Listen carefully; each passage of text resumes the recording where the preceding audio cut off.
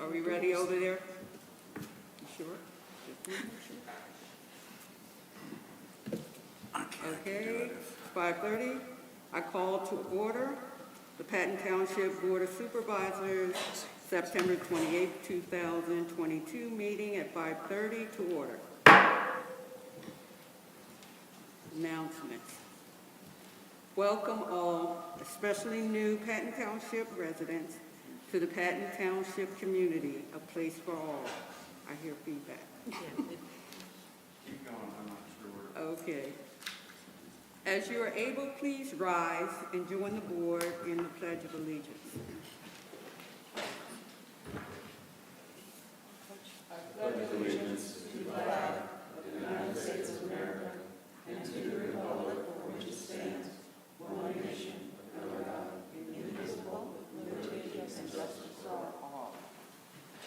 Thank you.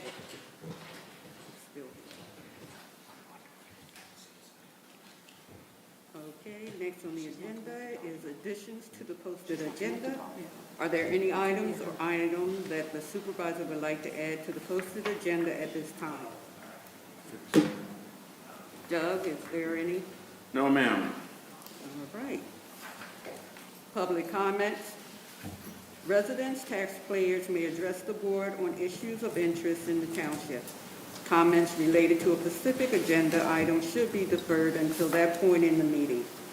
If you are attending on Zoom, please use the raised hand feature of the Zoom application and wait for the chair to indicate it is your opportunity to speak. If you are attending in person, please approach the podium and wait for the chair to indicate it is your opportunity to speak. Public comments by mail or voicemail since the last meeting are included as item 2. Please be respectful and defer from using any profanity, derogatory, or any offensive language, abbreviation, or gestures during the meeting. Respect is always given by this board and expect the same in return. Public comments are limited to 5 minutes per person. Are there any public comments at this time?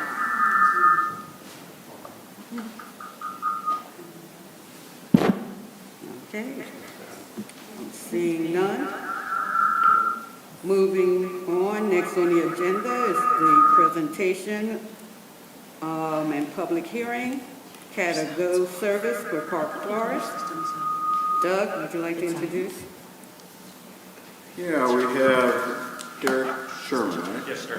From CATA, who's going to give us a presentation on the Cat-A-Go program that was launched in August for what we're really concerned is Park Forest neighborhood, but I know they're serving many other neighborhoods also in the region. And with that, I'll let Derek go. Okay, you're all good, so. Derek, welcome. Well, thank you, board, for letting us come out tonight. I did condense this a little bit in the interest of time because I know you have agenda that you need and time that you need to keep to too. So we'll get right into this. Real quick, just an overview. Cat-A-Go was a pilot program started in Bellefonte back in January 11th of 2020. As we all know, in March, the pandemic hit and pretty much blew out of the water of all the ideas that we were thinking of doing in the first place, and we went into adjustment mode. So what I will say about the service is, as of March, when the pandemic hit, CATA services took about a 97% cut in ridership overnight. Our CATA Ride program, which is our paratransit service, saw the equivalent. Cat-A-Go is the only service that we actually saw increases in ridership throughout the pandemic. So what is Cat-A-Go? It's a curb-to-curb shuttle service with same day. You can request a trip through the mobile app. You can also do it through a website or by phone. We expanded into Pleasant Gap shortly, very quickly into the pandemic as we removed bus service, and as everyone knows out here, we also removed other bus services given the fact that no one was riding at the time. Last year in August, we expanded Catago into Bollesburg. We've seen positive results there. And then as of August 22nd, we expanded into the southwest and northwest zone, which northwest zone, as you all know, is in Patton Township. Up here you can see a little, just quick numbers. Day one, we had 13 passengers. As of July 13th, 2021, we have 50,000 passengers. This year we exceeded 100,000, and at the rate we're going, it's going to take us only about 9 more months to hit the next 50,000. So things are moving along with the system, moving along with ridership. We average, which this is actually old now, the whole system now is averaging over 200 rides a day. And the wait times are pretty close, 8 to 9 minutes on average, 11 to 12 ride time.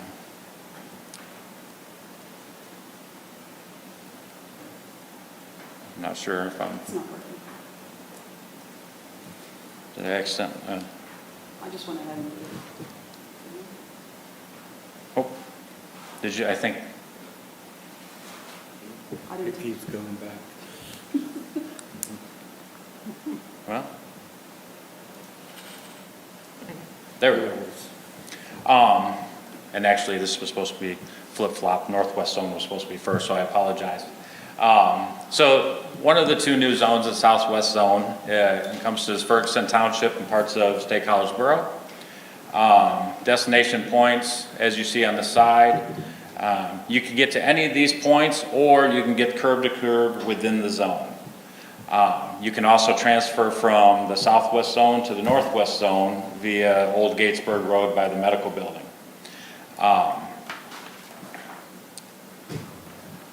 And here's what we're mostly here to talk about, the northwest zone. Destination points are Wegmans and Walmart, Giant Foods, and Northland Center. One thing I want to point out at Wegmans and Walmart is that this year we've introduced what's called the Atherton Connector and the College Connector. The Atherton Connector actually goes out to the Colonnade, comes in through Walmart, straight down Atherton, services downtown, and then goes straight out to Scenery Park area. It's one of the things you've probably all know all throughout the years that we've always serviced campus with every single route we run. This is a route that we do not do that with. So this is actually connecting crosstown, north and south. Then we also have the College Connector, which connects east and west. That also does not go on campus. So we're trying, what CAT is working to do is find a balance. Obviously, we all know that Penn State has a mass amount of students. We all understand the fact that they need to be served. Some of those are right here in Patton Township, some of them are in Ferguson, they're spread out. But we also are looking to make sure that our community is served also.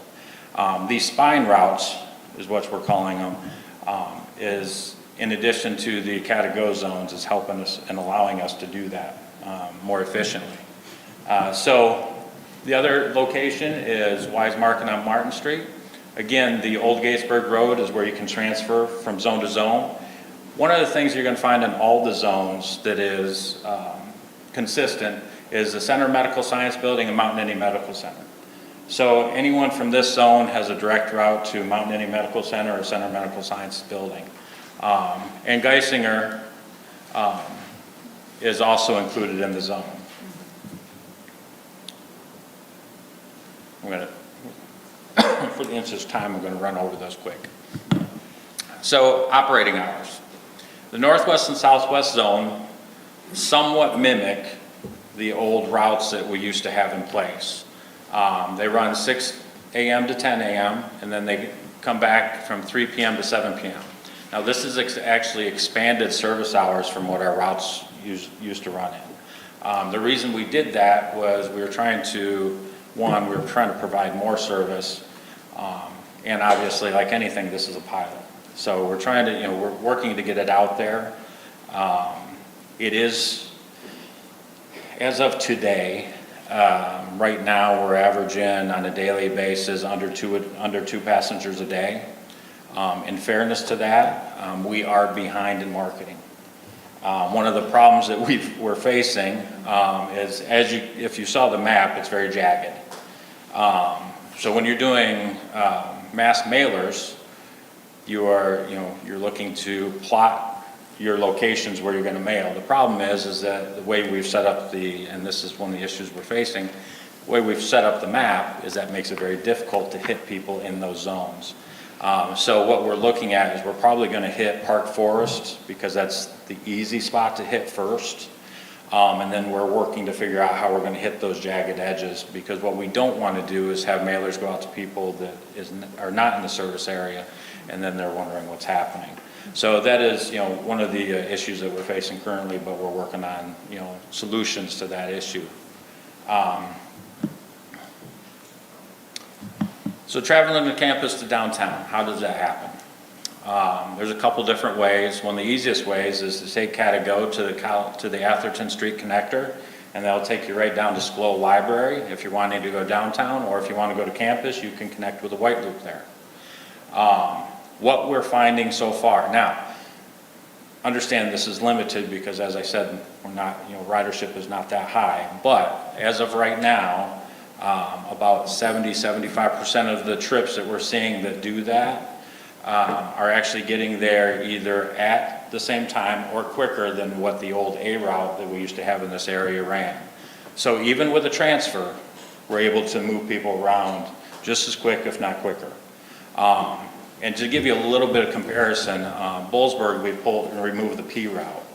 Right now they're at about 70% and their ridership's gaining.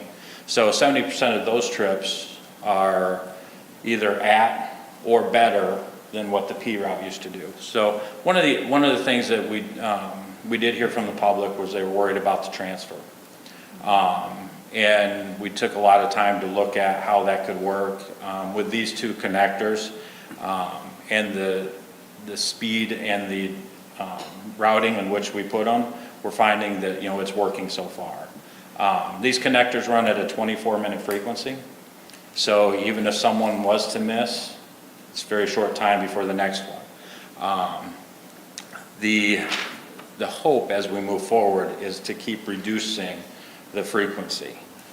We'd like, and again, obviously everyone has budgets, as you all know. We'd like to sit there and get those frequencies, 12, 15 minutes, because that expedites the system even further for our patrons. But transfers, everything's the same as bus. So if you get on a bus, you pay $220, you can transfer to Catago for free. If you get on Catago, you can transfer to Catabus for free. It's one way. So we've maintained consistency there. And so far we're seeing in all the areas. Now, like anything, when change occurs, you're not going to make everyone happy. And I'm not going to sit here and tell you that we've made everyone happy. We haven't. We have people that, are not thrilled. They like the one-seat trip. But I will tell you this, we've had a whole lot more people throughout the last couple of years that are thrilled with the service. And one I will give you in particular, when we first started, we had a young lady out in Bellefonte that the bus did not work for her. Man, she worked at Quaker Steak and Lube. She was spending about $40 a day in Uber trips. If you can imagine, if anyone's ever worked in food services, not the highest paying, out there. So $40 a day is pretty substantial when you're talking about 5 to 6 days a week. We implemented Catago, that $40 a day went to $440. So, and that's one of many, people I've talked to throughout the last couple of years. And that's what we're seeing. It's, the system is working. And we do believe that this will work out here. And we are seeing some of it. We have had a couple people transfer from the northwest to southwest zones. We're seeing people go out and utilize the medical science building, also utilize a hospital. So we're seeing those things happen. Names, we're getting different names, which is positive, because and then we're also seeing some consistency in people riding. So So we have, this is just one example of many of the vehicles we have. This is a Ford Transit. You may or may have not seen these before. We also have cutaways that are white, so they're a little bit different. But what we have done is all the vehicles are now dual purposed. So we're actually utilizing these vehicles for both Cat-A-Ride and Cat-A-Go. We have contracted with a company called MTM, and they actually handle our paratransit and the microtransit service now. They gave us, one thing we found out very quickly is this grew quickly beyond what we thought it was going to, and quicker than we could handle. So going to a contractor allowed us the ability to not only grow at the same pace as what we were seeing, but also expand in what you're seeing now. So all the vehicles like this and some of the other cutaways are accessible. We do have non-accessible vehicles. What's nice is that if someone needs an accessible ride, all they have to do is either when they call in or book the trip through the app or website, they can actually request an accessible trip. And the system will actually send a van that's accessible to them. So we do have accessible and non-accessible so far. Will that change? Will we go to all accessible? We don't know. Again, these are all pilots, and we're experimenting as we keep going here. All the vehicles are equipped with bike racks, for the exception of 3 minivans. Let's see here. I went over this just a little bit ago, so everything's the same as, I get out ahead of myself on some of this stuff, so I apologize. So how do we make a reservation? The one way that we really put out there is doing it by app. Why is that? Well, the biggest reason is you get to see everything right in real time, right there in front of you. So when you book a trip, you're able to sit there and see the vehicle, what time it's coming, and changes that are occurring. Although their ridership's a little bit low right now, but we've only been operating for a month, is that when ridership starts increasing, you have times where you have, this person's booked trip, this person's booked trip, you're on, you have your trip booked, and guess what happens? This is a shared ride system. So you may have what may have been 2 minutes to wait, turns into 8 or 9. The app allows you to be able to see everything. And that's the big plus to it. Now, understanding that not everyone has a phone, not everyone wants to use their phone. I'll be honest, I'd get rid of my phone in a heartbeat. So we have the website, and then we also have everyone has the ability to call in and schedule trips via our dispatch. So how easy is it? It's actually fairly simple. You download the app. You can either go to the Apple Play Store or Google Play Store. You program your name, your address, your phone number, and it'll pop up your location. One of the biggest keys is that people want to make sure that their location is turned on their phone. So it prompts you to set up the account. Once you have everything set, you can book your first trip. And so all you do is program your trip, you confirm the location, type in your drop-off, and if you want that trip right now, or you can book for later in the day. You schedule it, and at the bottom you'll see where it says request ride.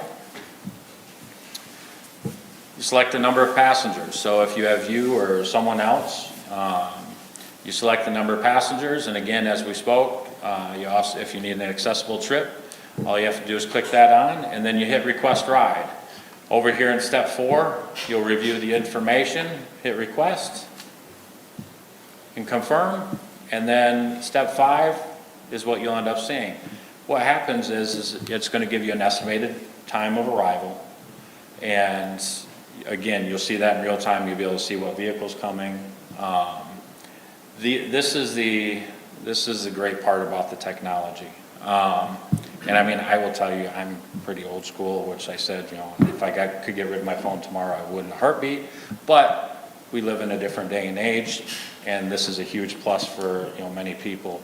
I will tell you, we would like to see more app usage.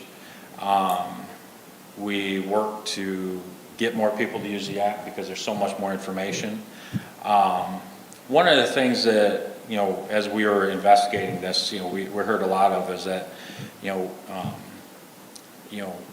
from by age of population, people were talking about the fact, well, we have some people that, won't utilize this. And I will tell you this, Greystone out in Bellefont's a great example of this. I've done, I don't know how many presentations out there, and those people love the app and more than capable of utilizing the app. What I will tell you is it's more middle-aged that we get less app usage of, and I think a lot of it is just probably people like me, to be honest, that just would rather just call and not have to deal with the phone. So we also have a how-to video right on the website that can walk someone right through it.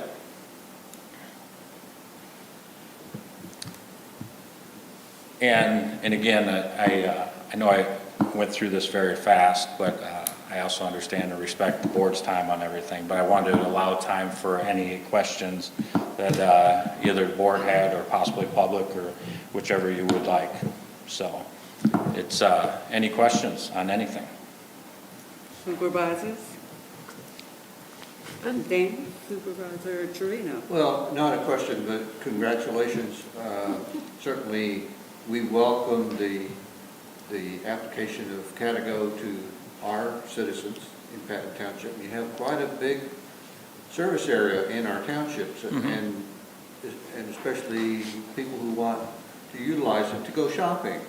Yep. So they don't have to jump in their car, or if they don't have a car, like people around this room, and the rapidity, or the short time from your home to where you're going, it's like taking an Uber or a taxi, basically.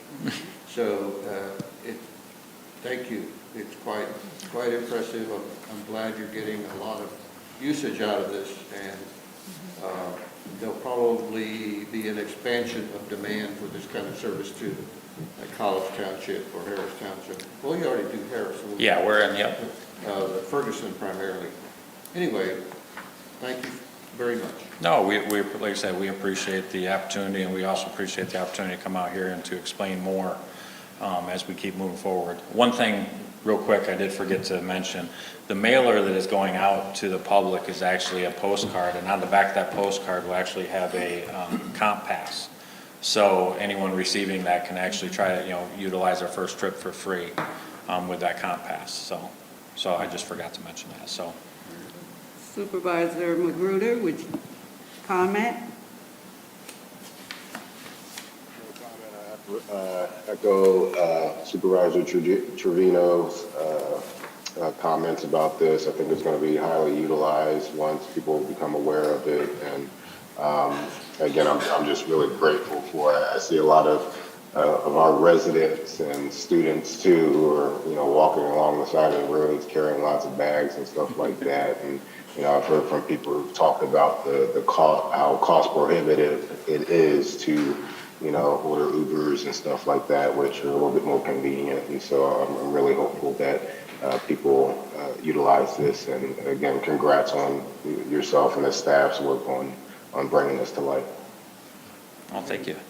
Supervisor Whitman? I'm good. I think it's great. We did get I will say, we did get a flyer in the mail. My husband studied it in depth and was pointing it out to me, and I said, I know.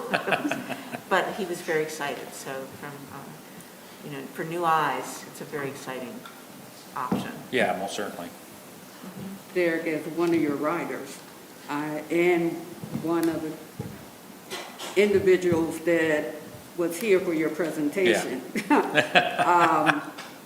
This is extremely, extremely great information for our constituents and for just students as well as our seniors and veterans that use this. I can't begin to thank you and your staff.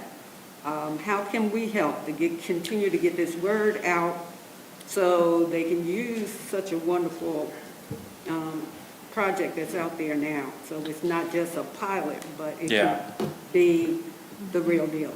Yeah, I mean, as much as the, as much as the board can keep pushing it out here in Patton Township, obviously is always gonna be a help for us. We are looking to do other presentations, so any ideas that would help Patton Township in that, we have no problem with that. You know, we are down a little bit of staff, so, but, you know, this is something I've been doing for the last 3 years, so, you know, with a little bit of a hiatus, obviously, through the pandemic, so it never bothers me to come out and do these things. I will tell you, probably, each presentation is never the same. So, as we get new information and everything changes and different stories come about, so, I enjoy it. I enjoy getting out around the public. It actually pulls me out of the office a little bit, so it helps me.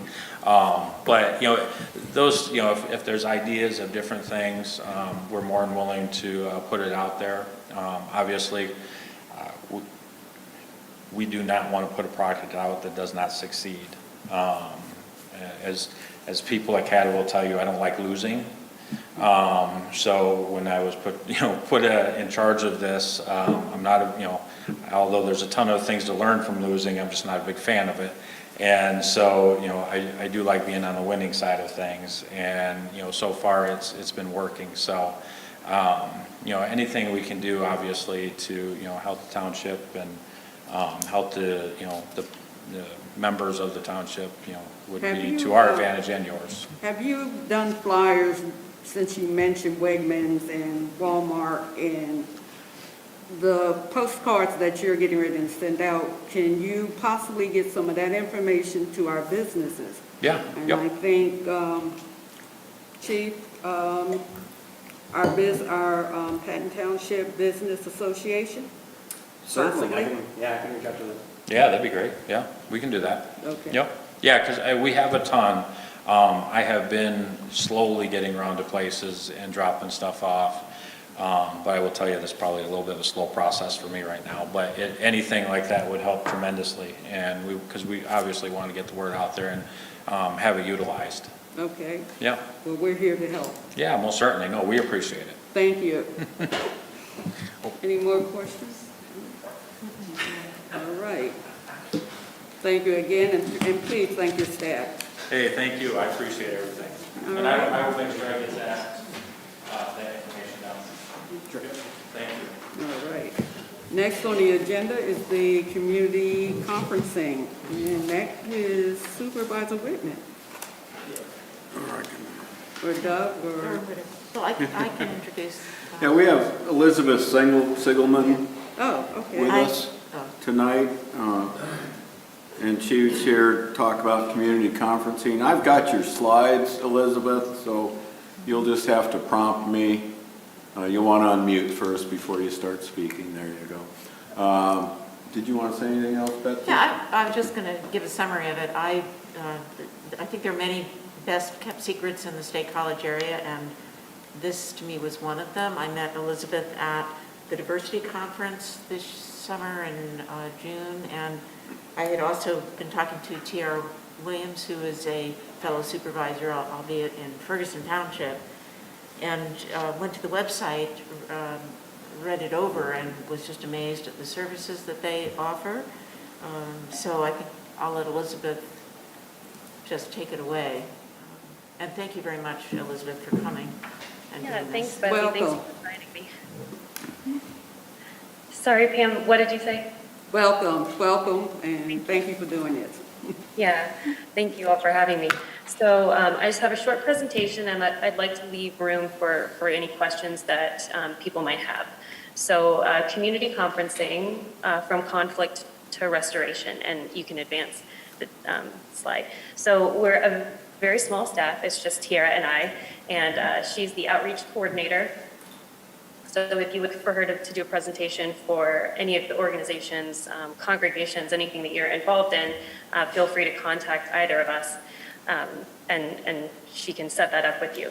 But community conferencing is a restorative justice program, and we are housed under the Center for Alternatives in Community Justice, which also has mediation programs for things like collaborative divorce and child custody, and they also do the youth aid program.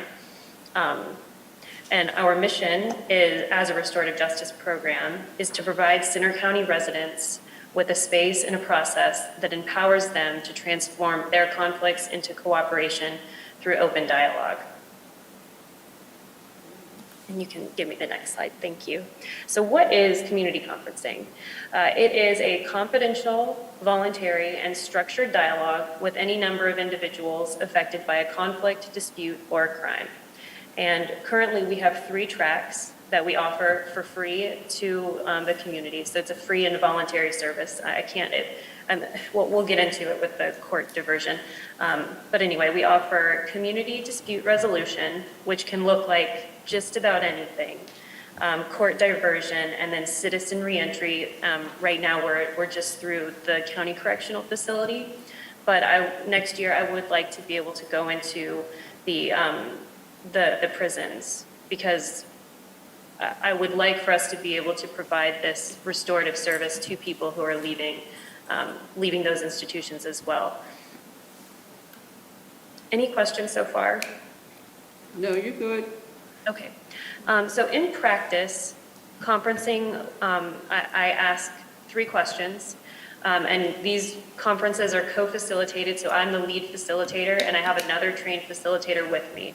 We all sit in a circle with no table, so you can see everybody's body language. There's nothing in between us. And I guide people through a script. There's an order in which people speak, and I ask 3 questions in essence. What happened? How have people been affected? And how can the harm be repaired and prevented from happening again? And all participants involved are allowed to bring a support person with them if they want to. And that person has a smaller role in the dialogue but does have time to speak about how they've been affected and what ideas they have and how the harm can be repaired and prevented.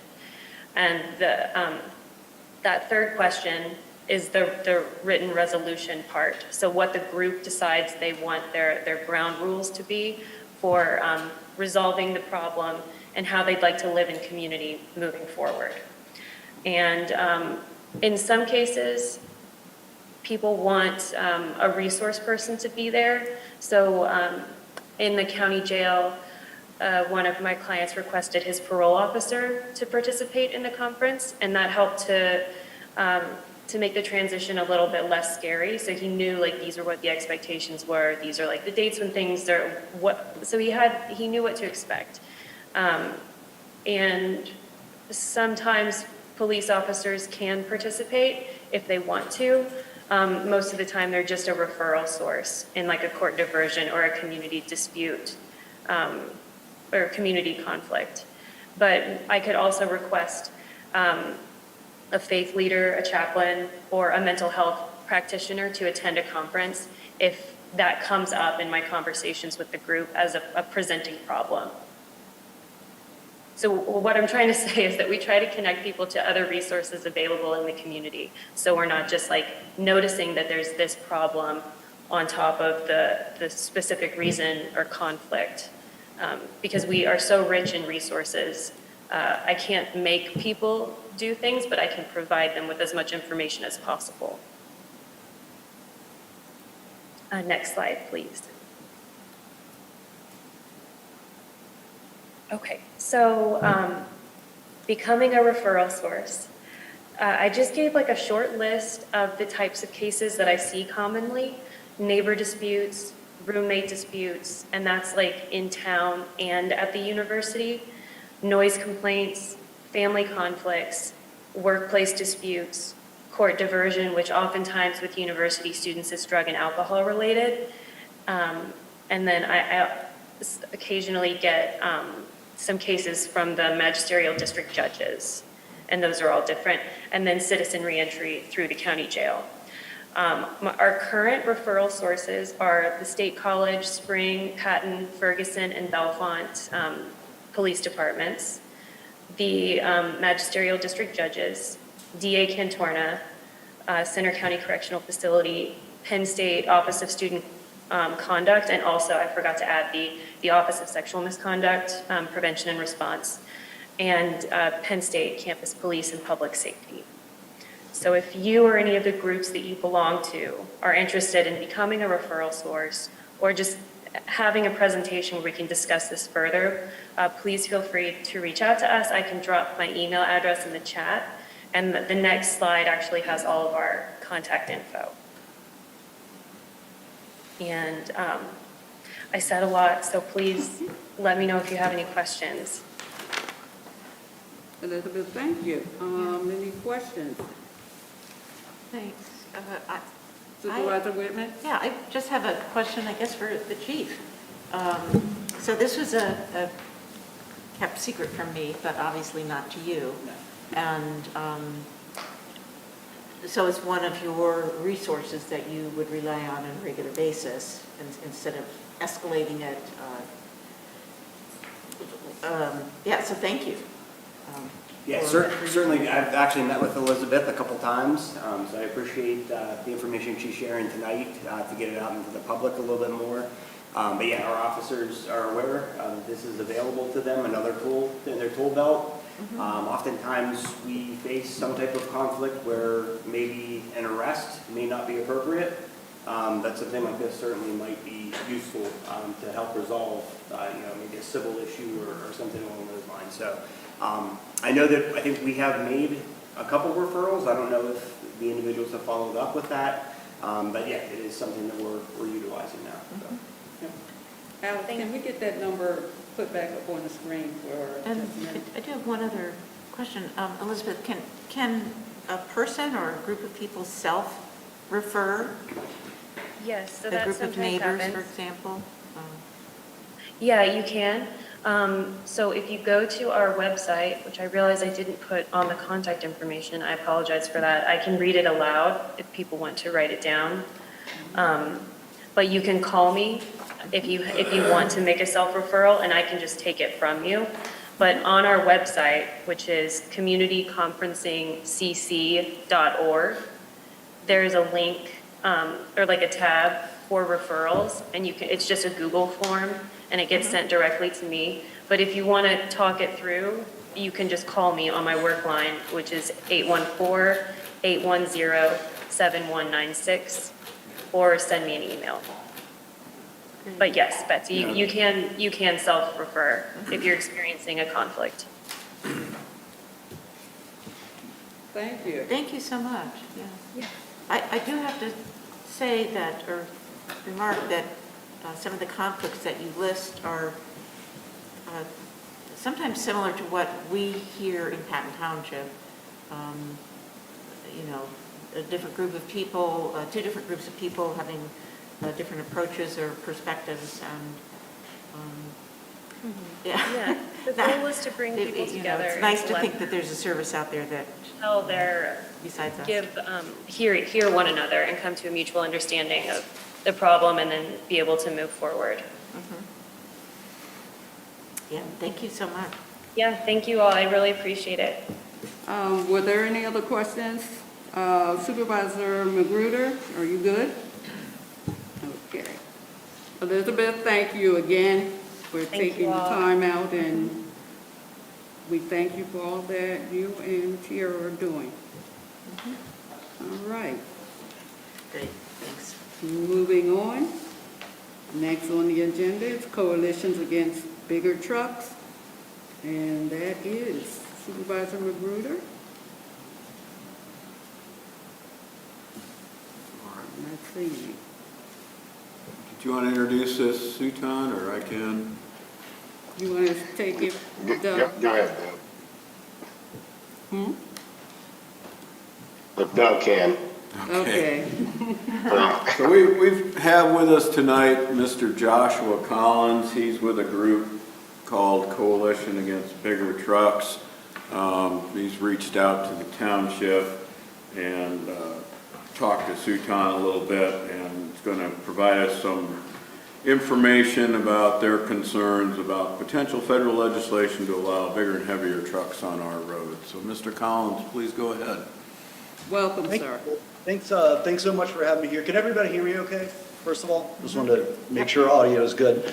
So thanks to everybody for having me here. I'm going to try to keep this really short. I did have a PowerPoint. I can send it to everybody later. I know you guys have the background materials including the two proposals that are being discussed right now about the bigger trucks. And you have the draft letter, you just pulled that up. So I was just going to run through this pretty briefly. I started by having this discussion with Supervisor Magruder, probably a couple months back, was that Supervisor, with him about kind of the work we're doing and how that impacts local governments.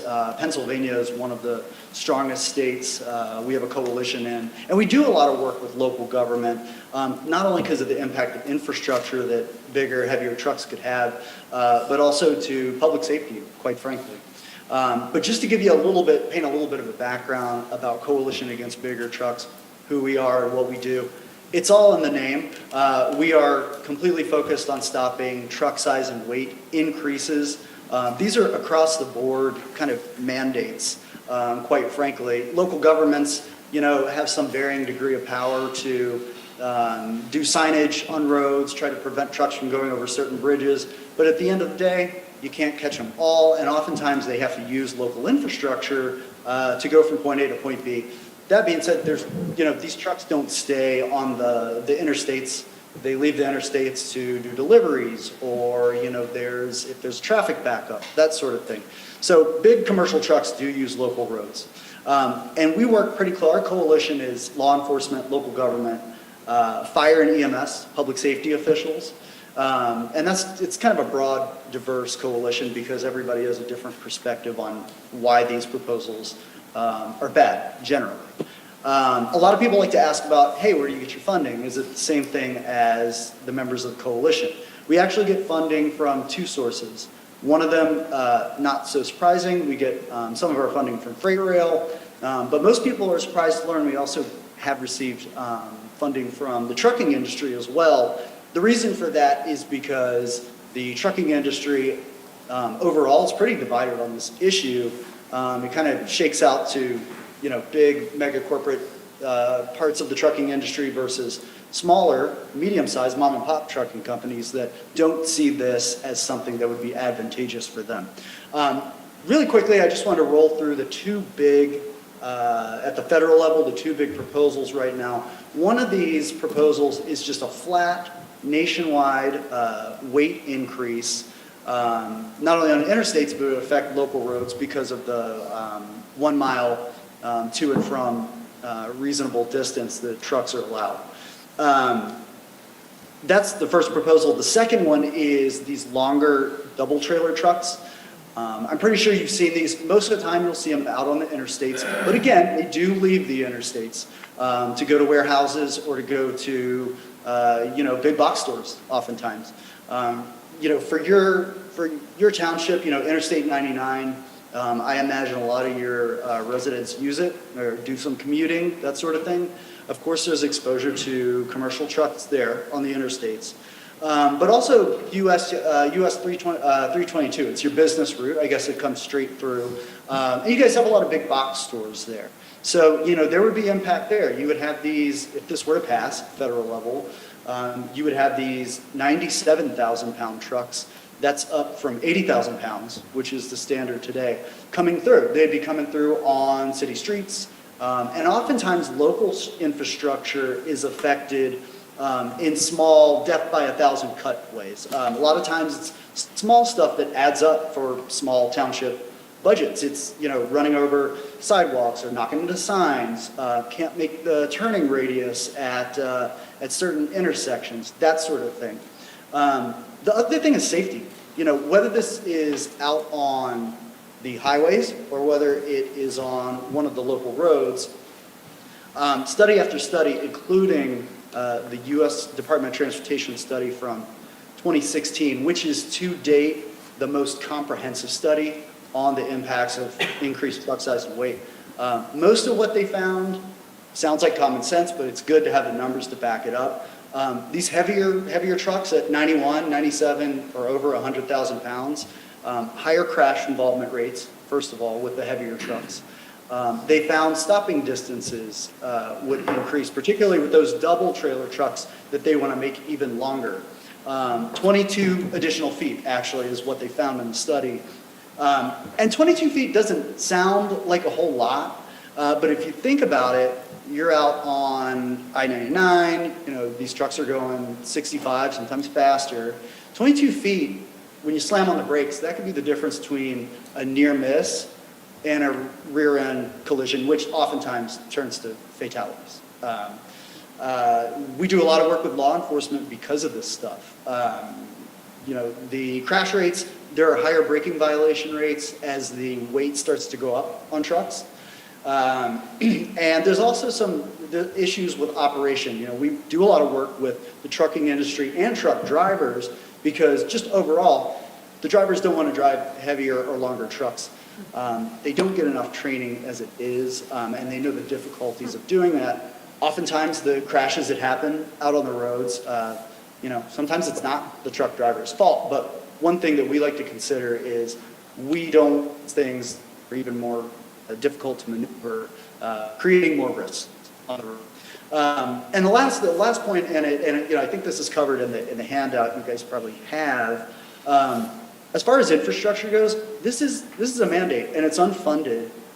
There has never been any attempt by some of the proponents to at least offer some sort of funding gap, funding that would go to the state DOTs, funding that would go to local governments that basically would acknowledge, hey, we know that this is going to do $1.1 to $2.2 billion in damage across the country to your bridges and roads. There's never been any offer like that. So it's unfunded, and at the end of the day, that means one of two things. It goes back to taxpayers, or it's drip drop over time. Local governments face roads and bridges that are going into disrepair, and I know for a fact that it is always a very difficult environment to raise taxes, new fees, that sort of thing. Local governments don't want to be involved in that, and that's why we have the support of PSATs, the Boroughs Association, Pennsylvania Municipal League. All three of those organizations have been partners with us for a very long time, you know, because of the infrastructure and the safety aspect. I'm going to stop here really quick for questions because now is usually a good time for questions. But I did want to add, and kind of talking about transit at the beginning of this, you know, a lot of areas where I talk about this issue in communities that are trying to build, you know, walkable, bikeable, transit-friendly communities, this issue matters even more because commercial trucks, even the sizes and weights that are allowed today, which we're not trying to roll back, we're not the coalition against trucks, the trucking industry or truck drivers. We just don't want heavier and longer trucks that are unfunded on our roads. That sort of mass transit, walkable, bikeable communities, it does not mix, even with the current configurations and weights. So something that just food for thought in conversation earlier. So Okay. I'll pause there for any. Okay, any supervisors have any questions for Josh?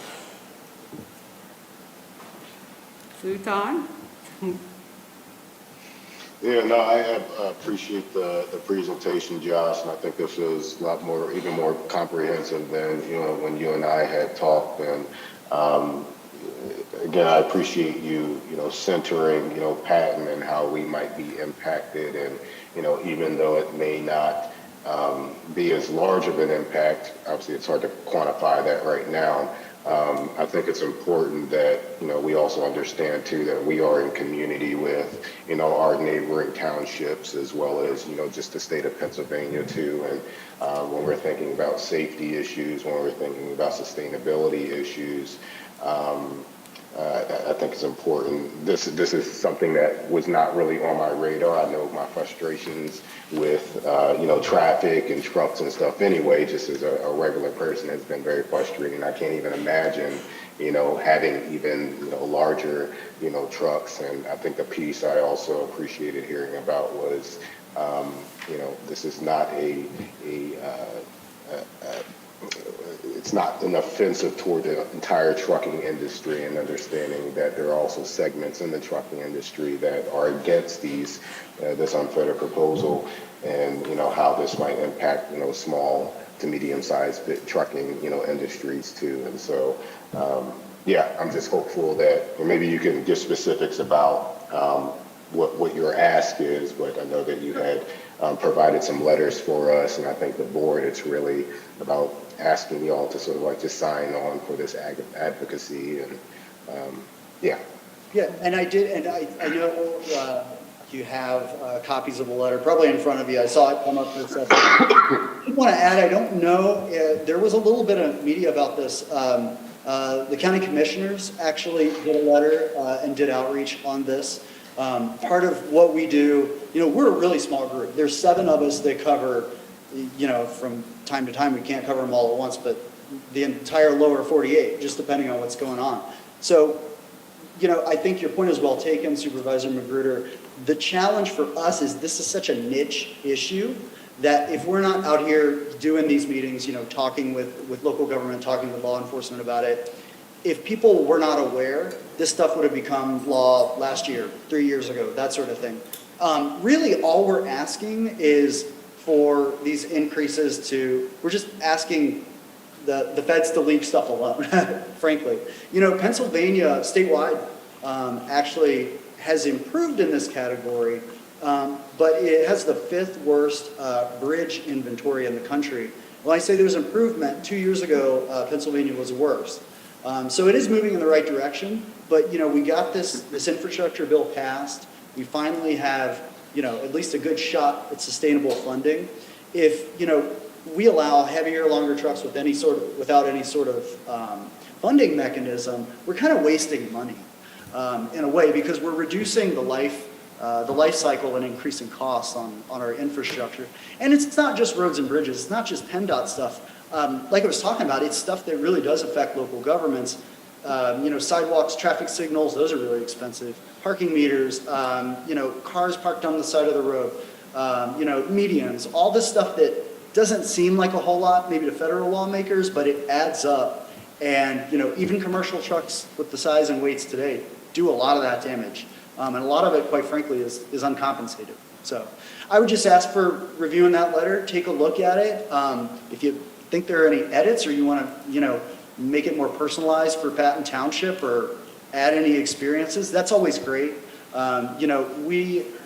We have a pretty good relationship and have worked with Senator Toomey and Senator Casey's office over the years. I can tell you they are both supporters. Don't have those relationships at the House level necessarily. But what we do know is the staffers always say, look, we love to hear about this from constituents. Make it come from constituents. So that's the reason we do these meetings, and wanted to reach out to you. Joshua, I want to thank you. We are due for the PML conference on October the 6th.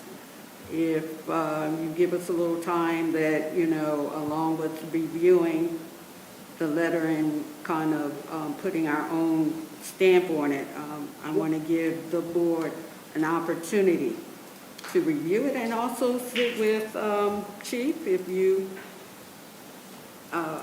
would like to give us some input as well. He would have some statistics that would help us as well. And I would also like to sit down with an individual from PennDOT. So Sure. We would definitely have a little more teeth that would go into our letter as well. Is there any other supervisor that would like to say anything on this? Joshua and Supervisor Magruder, thank you for bringing this to the board, and we look forward to moving forward. Thank you so much for Thank your you. time, Yeah. supervisors. I really appreciate it. All righty, thank you. Evening. All right, moving on, next on the agenda is the Hispanic Heritage Month proclamation, September the 15th to October the 15th. And I've asked Supervisor Trevino to read our proclamation that we presented at our last meeting. Supervisor Trevino. Thank you, Chair. Whereas the National Hispanic Heritage Month celebrates the rich cultural traditions and honors the significant achievements of our Hispanic communities, and whereas the Hispanic community makes up the largest ethnic minority group in the country and the fastest growing minority community in the Commonwealth, and make valuable and defining contributions in all aspects of society. And whereas many brave Hispanics have served with honor and distinction in military conflicts since the Revolutionary War and continue to defend our country today as members of the armed forces, and some of these outstanding servicemen and women whose names we will never know, but their service and sacrifices will not be forgotten. And whereas 61 Hispanic Americans have received the Congressional Medal of Honor, the highest award for valor in action against enemy forces. And whereas Hispanic Americans are public servants holding positions at the highest levels of government of the United States, including one seat on the Supreme Court. Now therefore, for their inspiration, talents, culture, traditions, and deep connection to family, faith, and community, all of which contribute to the greatness of this country, the Patton Township Board of Supervisors hereby recognizes September 15th through October 15th, 2022 as Hispanic Heritage Month in Patton Township. Wasn't coming in and would like impact negatively, I guess, internet options, prices, but what I'm hearing you say is it may actually help to drive some of those prices down. If Comcast is one of the main players for internet, they may lower those prices so people don't, try to unbundle and jump to this other company, for example. So Thank you. I'm done. Supervisor Whitman. So I just have an overall question about the legality of this. It seems a little convoluted that the legal firm that is going to be overseeing the negotiations is being paid by one of the entities. So maybe just have Betsy Dupuy or somebody reassure me that it's not as weird as it seems. Seems like a conflict of interest. Yeah, thanks. Well, I think when we've dealt with the cable consortium at the beginning, I do believe that on behalf of each of the municipalities, that agreement was reviewed by all of the solicitors. So the intent here is not that the township will not have its own eyes on it. It's simply the way the process works. I don't think it necessarily poses a conflict if the board agrees to it. It's just a matter of your desire to make sure that somebody else is taking a look at everything as it's being approved. Somebody else in addition to you and other solicitors, and this would be specifically a law firm that has expertise in. Well, I mean, I think you can certainly engage another law firm to do that, but I don't think you need to. I don't think the documents themselves are that conflicting. I do have counsel in my Pittsburgh office who has reviewed these agreements as well, but this is my recollection of the last time we actually renegotiated the current cable consortium agreement. Doug, I think you were manager at the time. And I know that while that was, again, same scenario, I think Cohen was paid by the third party for all of that. Am I wrong, Doug? No, we paid Cohen that time. Okay. Yeah, this is a little different, I think. Okay. I think Chantel is probably, it's advantageous for them to deal with Cohen exclusively. Is it different? Yes. Is it legal? I think so. Is it ethical? I mean, Yeah, if you want, we can have Betsy take another look at it before I get Pam to sign it, if you'd like. We can do it on a contingent basis. And I think ultimately, to answer Ms. Whitman's question, I think if all of the region's municipalities desire to have their own sort of third-party legal counsel review this, that certainly can be something that's handled. It's just, you're then each gonna incur that expense, right? You will pay that expense directly as opposed to the applicant paying that expense.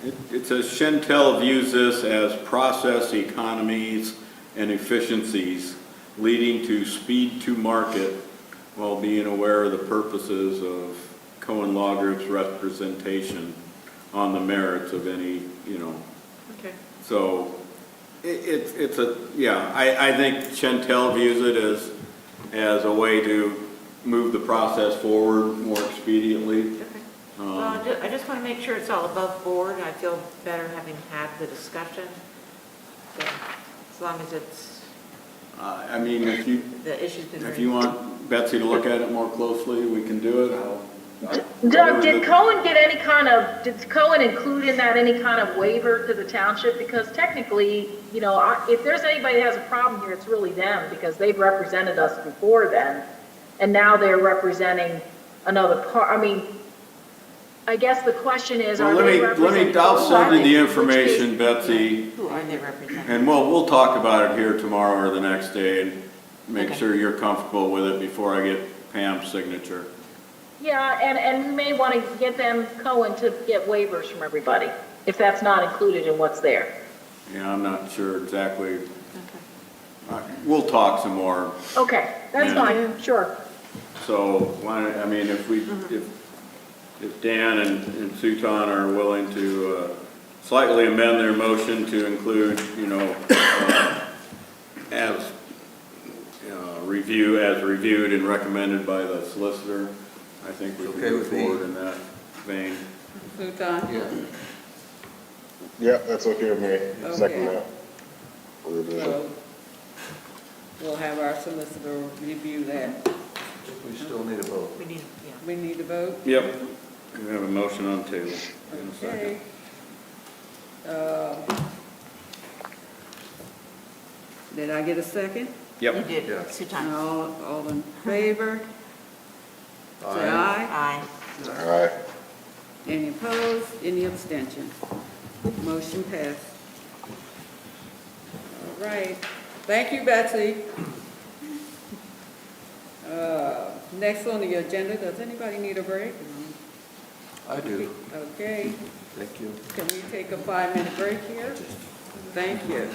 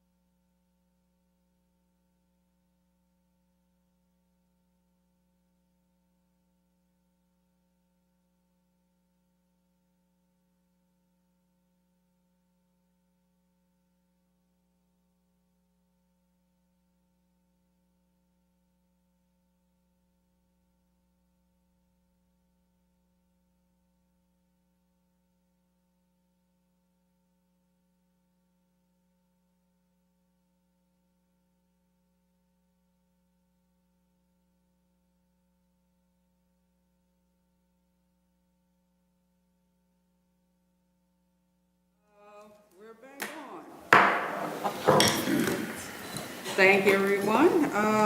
Next on the agenda is the resolutions from the Pennsylvania Municipal League Speaking of Summit. which, Doug, do you want to get a bite? Yeah, we had this on the agenda last week, another copy provided this week. If anybody has any questions or comments, I have reviewed it and didn't see anything that gave me any consternation or pause. I would recommend that the board authorize Ms. Robb to vote in favor of the resolutions at the summit coming up here in a couple of weeks. so moved. Second. All right, discussion. Seeing none, all in favor say aye. Aye. Any opposed? Aye. Any abstentions? Motion passes. Thank you. All right, next on the agenda is the consent agenda. Oh, we have one new item. Now The we have a budget. new item, The COG budget. budget update. You- Oh, sorry about that, I missed that. The COG budget update. Doug? Yep, I'm gonna have Larry provided a memo. Yeah, I included a memo, and as you may know, or may not know, late last week, COG published their budget, the proposed 2023 budget. Once I lifted myself up off the floor from nearly having my required heart attack, I noticed that they have a very high increase for the COG budget. Their budget increase for the total municipal shares is proposed to increase by $1.3 million, or 16.86% over 2022. Patton Township's portion of that is about $272,000, or 15.8% increase over 2022. That $272,000, just that amount would equate to 0.6 of a mil increase in tax for Patton Township residents. So just some quick numbers. The proposed budget sees substantial increases for the Nature Center operating budget of $213,000, or 222% over last year. The Active Adult Center of $166,000, or 114%. Parks Capital's increase is $42,000 over 2022, or 24% increase. Fire Protection is $309,000, or a 29% increase. The COG Building Capital is about $10,000, or a 43% increase. And admin has a $178,000 increase, or 28% over 2022. My last paragraph, and I'll read this the way I wrote it, I cannot stress enough the impact this budget, if passed, will have on the 2023 township budget. I urge each of you to spend some time reviewing this budget. Please convey all your concerns and comments to me or Dan to forward to the Finance Committee during the budget meetings. The way it works is, obviously, you know, in the center region, we're only one of 6 members on the Finance Committee. So we really, if everybody has their own little thought that, oh, this is okay, we can let this go, before you know it, we let this whole budget go through and get approved, and it goes to the general forum as a recommendation from the Finance Committee. And when it gets to the general forum, everybody says, well, the Finance Committee recommended it, must be okay, and boom, we're stuck with something that we're gonna have to cut $272,000 somewhere else in the township budget in order to not increase taxes. So I just wanted everybody to be aware that Dan's aware of this, but that I'm very concerned about this COG budget. And there was a memo put out by the township managers in the center region that made the comment that it's untenable, and I would agree, it's untenable. We can't afford this budget the way it is. So, if you have any questions about it, or if you have any comments, just let me or Dan know. Okay. Supervisor Trevino? As Larry said, Larry and Doug and I actually had a Zoom meeting yesterday Yesterday, yes. about it. Also, the township manager sent a letter to Eric Nornberg, thank you, the exec director of COG, expressing their serious concerns about the budget request, the amount of the budget request, and gave several recommendations. I forwarded a copy to our chair. I didn't send it to everybody else, but our first budget hearing is scheduled for tomorrow morning. Yeah. Now, one of the things that I discussed with Larry and Doug is I'm actually, and I need the supervisor input on what I'm suggesting here. I'm going to suggest, if no one else beats me to the punch in the morning, the very first thing before we even go into looking at the detailed budgets, and the agencies we're going to look at first will be fire and EMS at 8:30, and then Parks and Rec is scheduled for 10 o'clock. The first thing I'm going to propose to the Finance Committee is that we reinstitute a target. Thank you.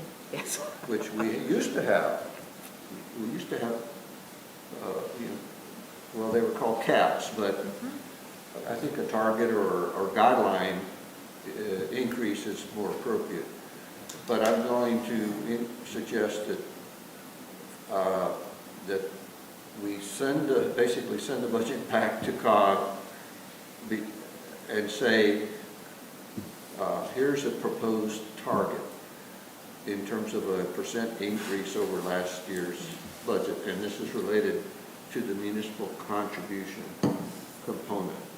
And let them figure out how they're going to try to meet the target, which means they're going to have to cut a lot of the stuff that they were proposing in the current proposed budget.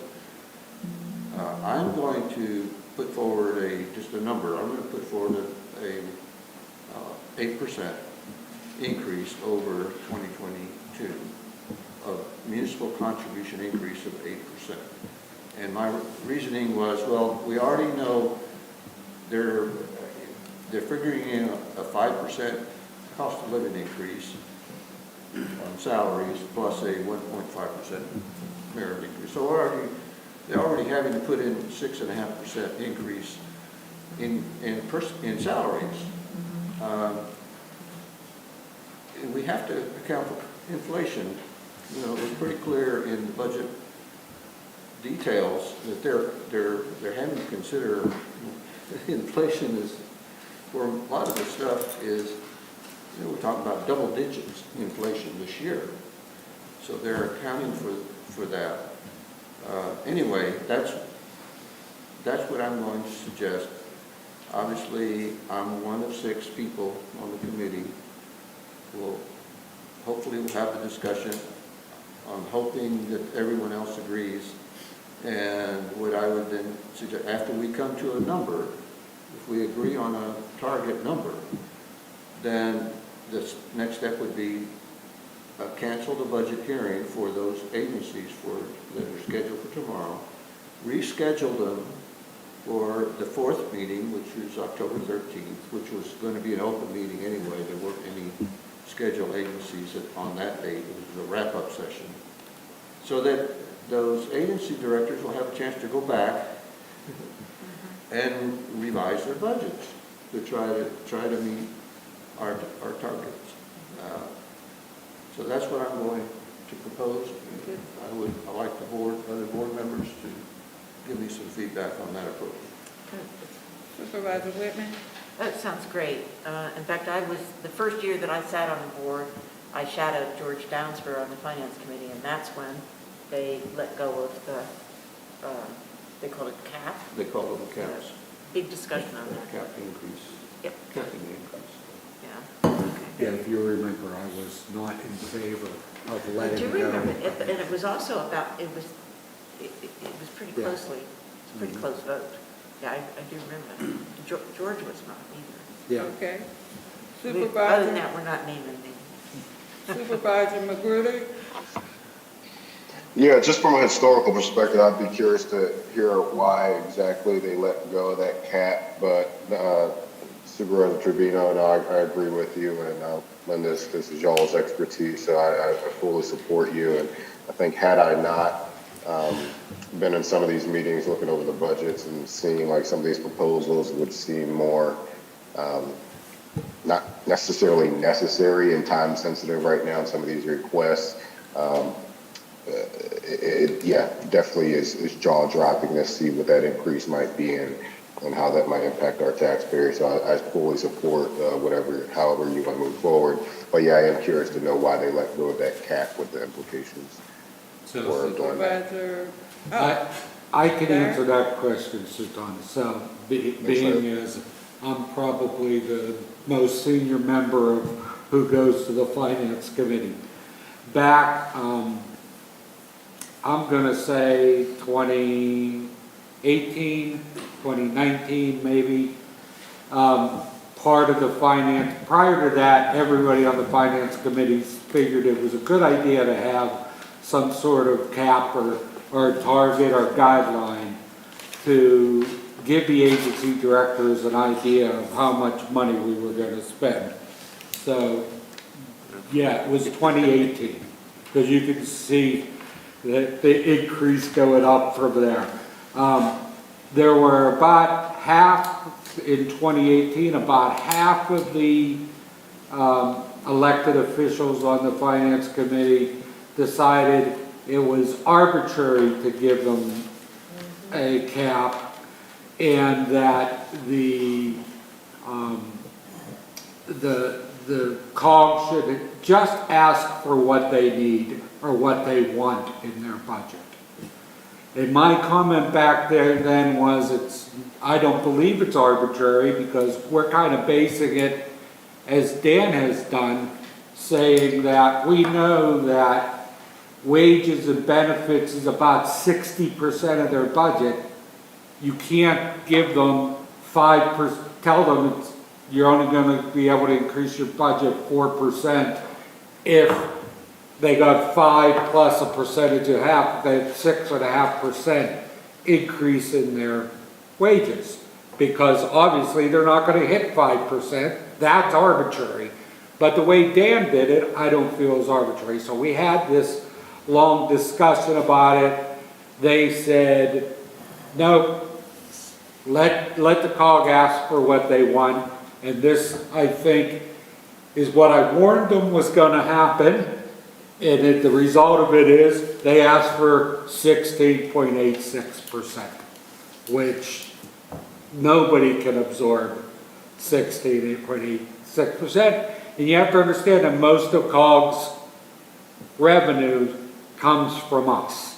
It comes from the municipalities giving them our shares, our municipal shares.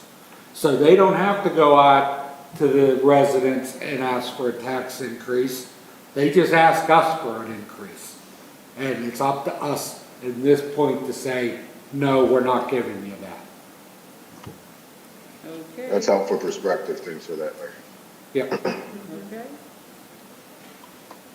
Doug, if it's possible, I would like the letter from the township managers that the board members each get a copy. Yep. And Dan, I'm with you, and Larry 100%. We're in support Good luck. of your statement tomorrow morning. You know, so do what you need to do. Okay. I might even watch those. Oh, All yeah. right. Yeah, we That should would be help. on, It we should be should, entertaining. yeah, we should be on CDEC, so you can watch Okay. it Well, live. there might be some smoke coming out of people's ears.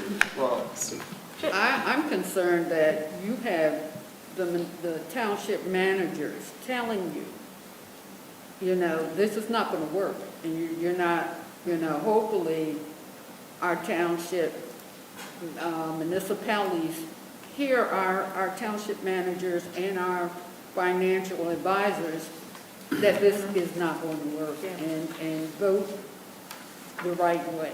Yeah, I think everybody recognizes that the services COG provides are important. and Right. Part of our overall suite of services we provide, but, we just can't, those types of increases are just really, they're unworkable. They're unworkable.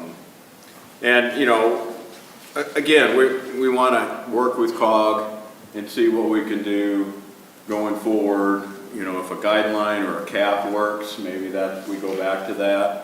The managers also suggested maybe, this might be a longer term thing, but maybe move COG's budget year to a different starting point than municipalities, so that we're not all trying to do budgeting at the same time. in the same 2 or 3 months. So maybe move COG to an April 1 to March 30 budget or something like that. That's something that the managers want to throw on the table and just see if there's any, it may help us get through some of the issues with timing that seem to occur between making comments on COG budgets and trying to do our budgets all at the same time, so. I'll send that letter out tomorrow morning. Make Okay. sure everybody's got a copy of it. Supervisor Whitman? Quick question. Where else does COG get its funding? Not from us, does it get some federal funding or some state funding? Well, It's all that- well, you have funds like code. Code That gets it funds from. itself. Yeah, there's some enterprise funds. There's that are- some enterprise funds, aquatics, the pools Ah. are generally, Gotcha. other Okay. than the capital part of the pools, the operating part of the pools are pretty much funded by the users of the Gotcha, pools. yeah, I forgot about that. So you have a couple of those, everything else, yeah, it's funded by us. Pretty much, yeah. Gotcha. MPO is probably one that gets more Funded federal by funding Federal, yeah. than others, but most of them, all the last dollars in to COG are all the municipal dollars that were, Yeah. so, Gotcha. they do have, Parks has some revenues, Right, but it doesn't library has cover, some revenues, but doesn't Doesn't cover. cover most, so in all cases is, what we call the last dollar in is always the municipal contributions. So we're filling the final yeah, gap. we're So- balancing their budget. Yeah. Gotcha. Okay. Thanks. Thank you. All right, next on the agenda is the consent agenda. Go. Yep, 2 items, minutes from the last meeting, and then a grant application that Alex has prepared for some signal upgrades on Wattle Road. I move that we accept the items in the consent agenda. All right, can I have a second? I second. Discussion? All in favor, say aye. Aye. Aye. Aye. All right. Motion passes. Thank you. Okay, next on the agenda is the manager's report. Doug, you're up. Thank you. Couple of pieces of correspondence, just there have been some back and forth between the municipalities and Center County Booking Center about potentially needing funding for this year and next year. We want to thank the Center County Board of Commissioners. They've stepped up with and identified funds from its RAPA allocation to cover all those shortfalls for the Center County Booking Center. So we thank them again. And then there was a request for comments from the State College Friends, as Mr. Poole had noted that they're doing a significant upgrade to their irrigation system for the water for the golf course, and they've made application to the Susquehanna River Basin Commission for a withdrawal and consumptive use application for 750,000 gallons per day. Most of the water that they use on almost all the water they use comes from Penn State's sanitary sewer treatment system. So it's groundwater. beneficial reuse water that goes into their pond that they pump out of that and then use to irrigate their golf course. So if you have comments for that, you can supply those to the SRVC. Just under announcements, provided information, contact information for our new state senator, Wayne Langerholk of, I think, the Johnstown area, Cambria County, Bedford County. There was a profile that he provided on the front, and then some additional contact information for his all his offices and links to all his social media and his website. Usually, if you want the best way to email comments to municipal or to our state representatives is go to their official government websites and then provide an email through that. There's no questions. Move on. I think upcoming events, Veterans CC openings and closings in November. As Pam's mentioned, PA Municipal League is next week. Various members of us will be there at various times. And Pam will be representing us as our voting delegate. Bulk waste collection is October 17th to 21st. I think a couple folks are planning to go to the October 25th PSATS regional conference at the Wyndham in Polesburg. And trick and treat is on Halloween night. And if you haven't been out to start touring Halloween decorations, there's quite a few in the neighborhood. People seem to have gotten the Halloween spirit this year. So maybe we'll have Sophie Weston go out and get a few pictures to get up on our social media. There's some quite extensive displays out there. Yep, Okay. Thank you. Devonshire. Up behind Lowe's, there's a couple too.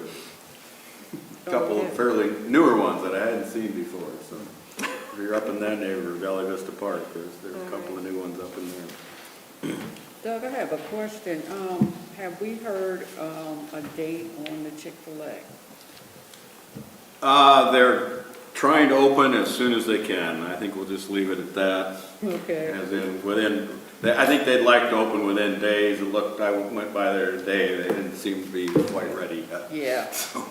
Yeah. But they were paving today, so But I looked too, but I noticed they haven't put up the awning Right. for the Oh, yeah, I didn't customer even service notice that awning in the part, back of so. the building yet.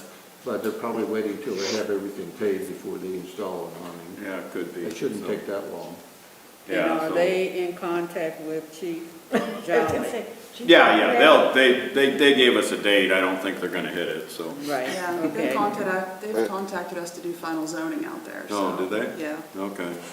So maybe Is there about a go- weekend, but we'll see. yeah. Is there gonna be a private re-grant opening for the supervisor? We'll let you know. We haven't heard anything, but we'll let you know. You can pass that along, but I request it. All right. Thank you. Next on the agenda is the committee reports. Any supervisor would like to add to their committee report at this time? Okay. Seeing none, the only thing that I would like to add on the executive committee board report is that it only took 16 minutes for our report. So it made history. So you'll probably hear about that on Thursday. Supervisor Trevino. Just, the general forum meeting is tomorrow night. Yes. General forum meeting is tomorrow night. I will not be attending. I have Okay. another engagement. No problem, I will be there, and Doug will be there. Yep, I will be there. Okay. Seeing nothing else on the committee reports, next is other business. Is there any other business, Doug? No, ma'am?